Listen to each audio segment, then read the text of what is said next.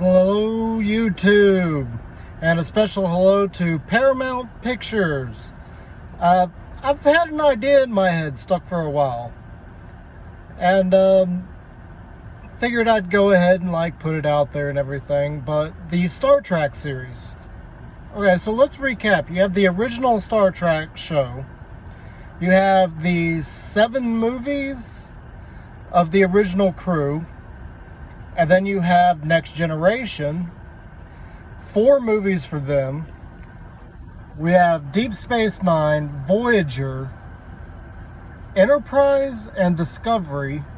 And then we also have the reboot of the movies with the younger actors. So I'm not really sure why the reboot even happened. You already had a great universe built up. I don't understand why you didn't just build on that. But we're not here to complain about it. I have an idea for the future of Star Trek. And that is essentially a movie that leads into a new show. And then throughout the show, kind of do like what a Stargate did, and every so often you put out a movie. Whether it's made for TV or it's a full production movie, that's up to you. Whatever you want. Anyway, so the first movie of this new show, again, we're not trying to reboot anything. We're building on the legacy of Star Trek. So my idea for this movie is that it opens up with basically a captain of a diplomatic ship being at the ceremony for graduating cadets. Let's try that again. Cadets. So, one particular cadet catches his eye, a young man. And then we get kind of a time jump thing, like what happened in the movie Up, where we see this cadet joining his crew on this diplomatic ship. We see him mentoring this young man and going on missions and things, and every so often throughout this, we see a promotion thing going on. And this guy doesn't get promoted. Which you can kind of see a little bit of frustration on the captain's face.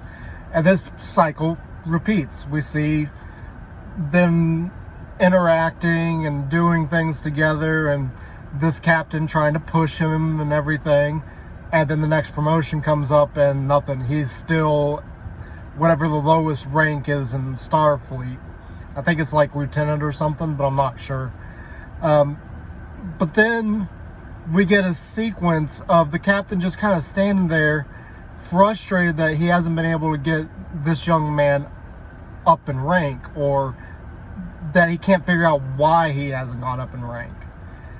And then we get a flash of, aha, I have an idea. And we see him filling out documents and everything and sending it off. And that's where it cuts away to the title of the movie, Star Trek Trial by Fire. So cut open, and the the captain is getting ready for some kind of festivities. He's putting on his fancy uniform, meaning that he's going to something formal. And he gets message from an admiral, and says, the admiral's basically like, are you sure you want to do this? And the captain's like, of course, I really think he's got potential. And the admiral's like, well, this should be routine. It shouldn't be anything too difficult. So yeah, we'll approve it. And then the captain goes on to announce that pretty much the entire senior staff, everybody that's above this guy, is going on leave. Essentially, they're going down to the festivities. I'm not really sure what the festivities should be. It's not really that important. I do want it to include the Klingon for a very specific reason. But the idea here is that they're going down to this celebration, and they're basically leaving a skeleton crew on the ship. And we see the same thing happen with all the other senior staffs, where they are singling out a particular person that they think has the makings of somebody great. to take leadership of their specific areas, like medical, science, tactics, all that. And that's where the movie really starts to pick up. So their mission from that point on is simply to go to a space station somewhere, just out there somewhere, and pick up provisions for the party, for the celebration. And that goes pretty smoothly until they start making their way back. And I think what should happen is that they find like a few starships, like freighters that are bringing provisions to the celebration, just absolutely destroyed. And they don't know what's going on. This doesn't seem part of the mission. I mean, their mission was simple. One, to have this young man in a leadership role. And two, just simply to be an errand boy. Like, just go get this and come back. In the gaming world, we call this a fetch quest. But on their way back, it's apparent that something's not right. Something's going on. And the reason I wanted it to be the Klingons is there's an old enemy of the Klingons that the Federation isn't aware of. Like, an enemy that came way before the Federation ever encountered the Klingons, before the 4 Years' War. And this enemy, just like the Klingons, relishes on battle. Like, their big thing is fighting. And we get some kind of cutaway showing 3 ships, and one of these ships bombards the celebration, just absolutely destroys it. And the second ship picks up a signal coming from our diplomatic ship coming close. So this one ship goes out to confront it, to battle it. And so this is our first real taste of what this young person, this young man, is capable of. And we get sort of an intense little battle going on where the ship takes major damage, but in the end, they win. You know, damage aside and everything. But then they detect the other 2 ships. And that's when we get to see one of the commanders of them being like, this ship it barely won against one of our lesser ships. They're nothing. Go take them out. And so a little, not really a chase happens, but they realize that they're kind of outclassed. There's 2 ships there. They've taken battle damage from the one ship. So now they're trying to get away from them. They're being attacked the entire time. And of course, this needs to be spread out across, an entire movie.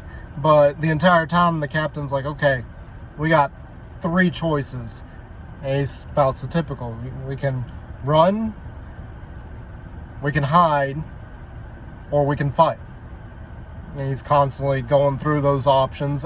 And you can really see that there's kind of an odd balance between immaturity and making decisions and just absolute tactical genius. Like, it's just a constant back and forth that we see that he has no confidence, but his skill is just, it's what that captain was seeing in this person. But anyway, as this kind of chase and dogfighting goes on, they manage to land a blow on our ship that kind of disrupts the warp core a little bit. Like, the warp core is going critical. And what we essentially see happen there is this captain comes up with a very weird idea of, and you probably heard this in other space movies, where they're going to slingshot around a planet, which is going to accelerate them. And basically what they're going to do is they're going to outrun the ship by slingshotting themselves around this planet, dropping the warp core that's about to go critical right in this other ship's face. And what you see this captain of this other ship do is he stands up and looks and goes, this is no ordinary combatant we're dealing with. I salute you. Boom. Like, we're starting to see that with with the leader of this group, he doesn't think that these guys are much of a challenge. The first ship obviously lost. The second ship, the captain actually is like, you know what? I think he's wrong. Whoever is in charge of the ship is actually an admiral opponent. And then we go on to the last battle and whatever happens there, and they basically, they end up surviving. The ship is in critical condition, but they end up surviving thanks to the tactical prowess of the acting captain. Now, they managed to get information on the celebration. Everybody there is dead. Everybody. So now it's up to them to try and get home.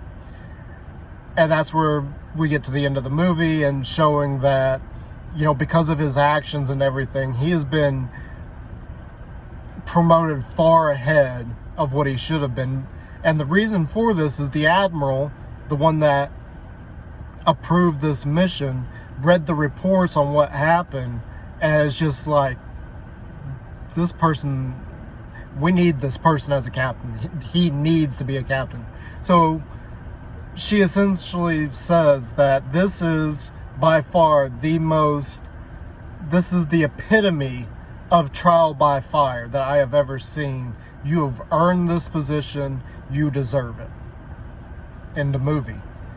But much like the Marvel movies have been doing their little end credits thing, in the end credits, I think what we should get is the office of some captain. We don't know who, but we're seeing like the camera's panning across like various trophies and honors, and then a selection of ships that should look very, very familiar. It's all the past versions of the Enterprise. And then on his desk, we see a whole bunch of different, I'm not sure what they're called in Star Trek, but memos and things of, hey, you need to retire. It's time for you to retire. We need to know who you're selecting to replace you, blah, blah, blah, things like that. But on the vid screen, we can see that this person has been watching the promotion of this young man, because this has been broadcasted to the entire Starfleet. Like, everybody is impressed with what happened here, to the point where they want to broadcast this man's essential jump to captain. This is unprecedented. It hasn't happened before. They want everybody to see it. And the person watching, whose office we are in, stands up. We hear him growl, "Yes, finally, I've found somebody worthy." He stands up, turns around to face the camera, looking out the window. It's Worf. A very aged Worf, but it's Worf. And they zoom out to show us the Enterprise L. That's where the TV show comes into play. The next TV show, I think, should be called Star Trek Enterprise Legacy. Because we're trying to build a legacy here. We're trying to build up with the lore that has happened throughout everything. And according to Picard, not the show, the book, Picard actually appointed Worf as captain of the Enterprise. And being that it's Worf isn't looking for just a regular old captain. He's a Klingon. He's looking for somebody with combat prowess. Somebody he thinks would be a worthy heir to his style of captaining.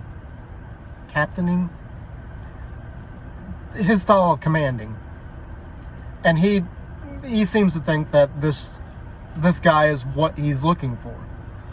So with that, we jump into what I think the television show should start off with. So the first episode of Legacy should be Worf, taking this guy to the Enterprise and like trying to show him around. He doesn't know yet that Worf has basically chosen him to be the next captain of the Enterprise. Worf's still got a little bit of time, and he wants to like test this guy. So what he does is he sets up, and we don't know this in the show. We don't know what's going on. But he sets up a little ruse. Basically, if you remember in Star Trek Insurrection, they teleported the bad guys into a holodeck. So this guy doesn't know he's in a holodeck. And we get essentially a sequence of an old enemy coming back up. And remember, this is the pilot, so it's going to be a little bit longer. But we essentially get an old enemy cropping back up. That is the Borg. And essentially they attack what is the Enterprise. And some of the commanding officers are like, they sort of die. They don't really, but they sort of die. They're just kind of playing it off and everything.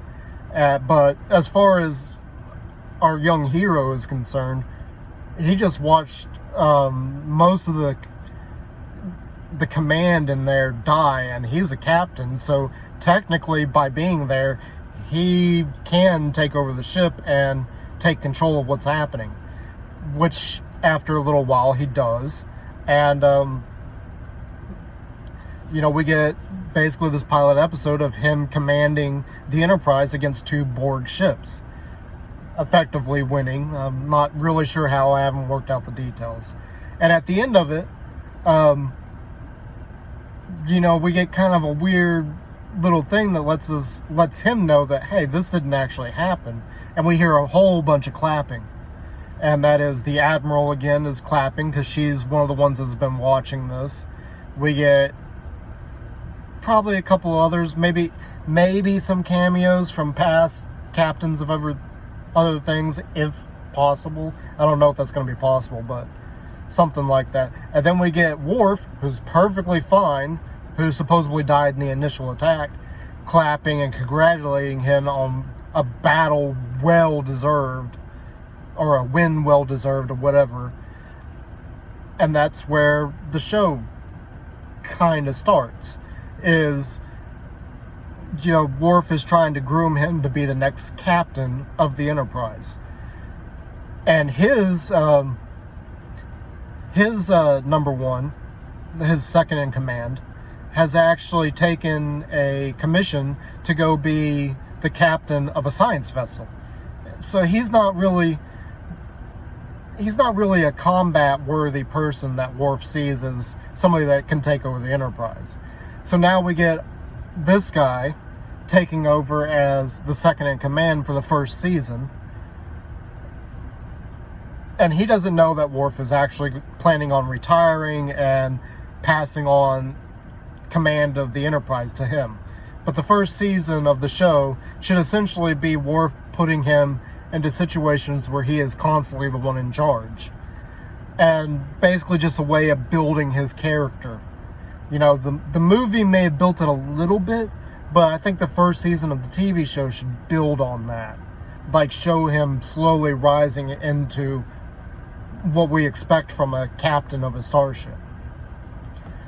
And at the end of the season 1, that's when Worf retires and lets him know, hey, you're taking over. I'm giving you command of the Enterprise L.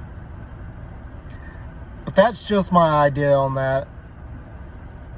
Just another little thing that I'd like to see happen. A little bit of my thoughts, a little bit of my creativity. So I hope you enjoyed that. This has been Natanis Likens. I hope you have a great day, and I'm about to get into work. See you later.